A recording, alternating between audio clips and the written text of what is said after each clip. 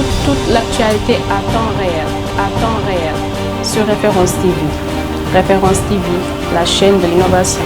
sëñ bi tur bi naka la. man Mass Seck laa tudd waaw. waaw. waaw. waaw ren ak daaw xam c'est que dafa am sens contraire quoi parce que ñii dañ ne mercredi bon ñii ne mardi xam nga affaire bi bon am na kii daal finalement tey lañ jàpp quoi looloo doon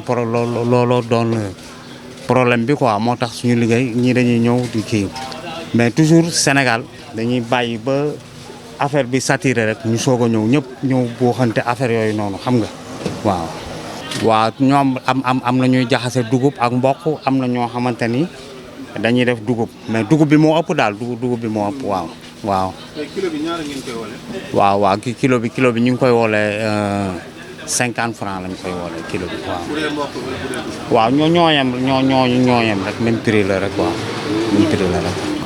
waa mboq yi am na mboq Sénégal comme bii nii xam nga comme bii nii mboq Sénégal la quoi am na ñu jógee Argentine waaw. waaw ok waaw. bu dul Tamxarit yeneen jours yi.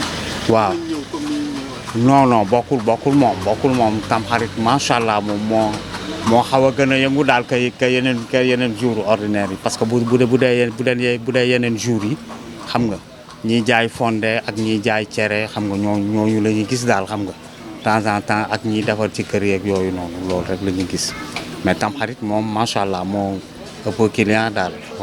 voilà xam nga xew yi ak dëj yi presque sax ñun li gën a bloqué suñu kii noonu parce que traiteurs yi la plupart xam nga ñoom ñooy gagné marché boobu noonu xam nga bu njëkk ba daan nañu am mais léegi am na ñoo xamante ni dañuy préféré yóbbu ko ci traiteur ñu defal leen laax beeg affaire yooyu noonu xam nga léeg-léeg xam nga loolu mooy xaw a kii daal suñu liggéey tuuti quoi.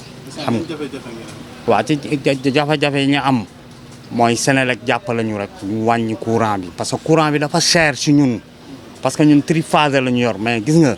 billahi da ngay liggéey dans 2 mois mais presque di nga fay 200 000 et quelque. sam facture bi passé 202 200 laa fay billahi xam nga loolu dafa cher mais bu ñu mënoon a wàññil courant bi xam nga dina baax trop si ñun mais triphasé ñun li ñuy teg dafa metti trop billahi léeg-léeg da ngay liggéey ba kii ni mais après lépp boo ci fayee lu yaas bon fay ci courant li ngay dese du bëri xam nga. voilà léegi ñoom dañu war a suñu problème daal ñun wolkatu machine yëpp laay waxal suñu problème daal moom mooy ñu wàññil ñu courant bi cher na si ñun trop parce que boo doonee borom kër xam nga war a fay lu yaas war a dundal sa njaboot xam nga yooyu yëpp ba pare ñu ñëw teg la courant bi cher taxes yi dafa cher ci courant bi waaw surtout TVA xaw ma lan mais dafa cher quoi billahi.